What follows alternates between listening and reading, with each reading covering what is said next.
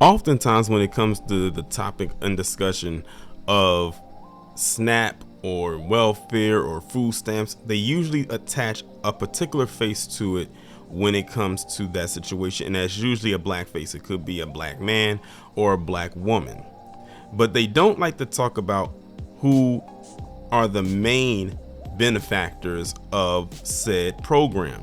But they also, to take a deeper dive, don't like to talk about who also is involved with most of the thefts surrounding that as well.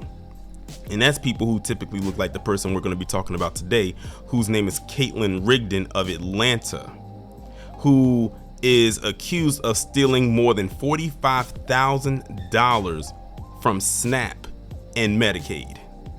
Now, I've talked about people who abuse that system in the past. We know we've been talking about the welfare king himself down there, Brett Favre, who we know for a fact, without the shadow of a doubt, stole millions of dollars. But y'all know the story behind that, and I'm consistently checking to see if there's updates continuously coming from that. But one thing also a lot of people don't talk about is how it's a lot of people in the Northeast, well, the North, particularly in the tri-state area, of a particular brand, who definitely love to steal from the system as well and get caught up in all kinds of welfare fraud. But that's neither here nor there. Let's focus on this woman right here. A Northeast Missouri woman, and this place, it says Atlanta, Missouri. I didn't even know there was an Atlanta, Missouri. I thought it was a typo, but apparently it is a place. A Northeast Missouri woman is accused of fraudulently obtaining tens of thousands of dollars in public assistance benefits, and I bet she didn't even need it. Caitlin Rigdon, age 31, of Atlanta, Missouri, was arrested Monday morning on charges of stealing $25,000 or more and unlawfully receiving public assistance benefits valued at $750 or more. According to court documents, the crimes took place over the past 5 years, starting in May 2017. Investigators allege that Rigdon did not list her husband as a household member and did not report all earned income for the household. Court documents state that Rigdon fraudulently obtained $45,482.29 in public assistance benefits. Officials say $42,840 was from the Supplemental Nutrition Assistance Program, also known as SNAP, and $2,642.29 was from Medicaid. Rigdon's bond amount was originally set at $10,000 cash only, but on Monday morning, a judge granted the defense attorney request to release Rigdon on her own recognizance. She is due in a Macon County courtroom for arraignment on December 7th, 2023.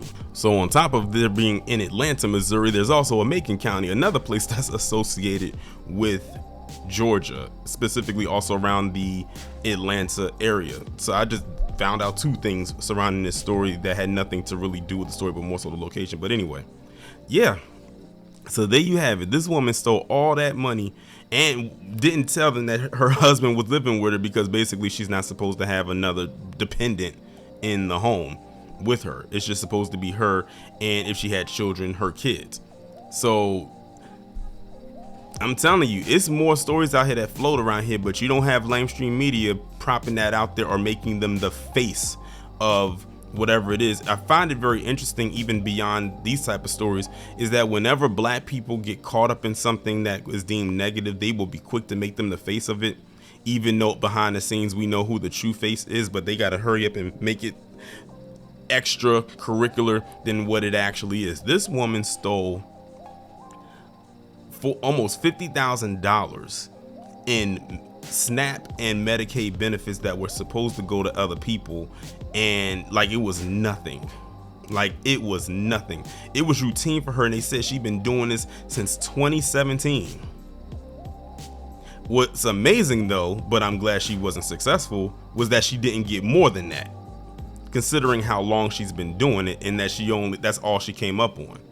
I guess she was trying to say, if I try to take too much in this time period, then they may be on to me, so let me not get too greedy. But the fact of the matter is, at the end of the day, she still left a paper trail, and that's what they got her on. So this story actually has a little bit of an Operation Protect the White Woman in there too, because they said the judge released her or granted the defense attorney's request to release her on her own recognizance, even though she's going to be due back in court on December 7th. I don't know what kind of punishment she's going to get. One of them should be that she should be ordered to pay back all that money that she stole.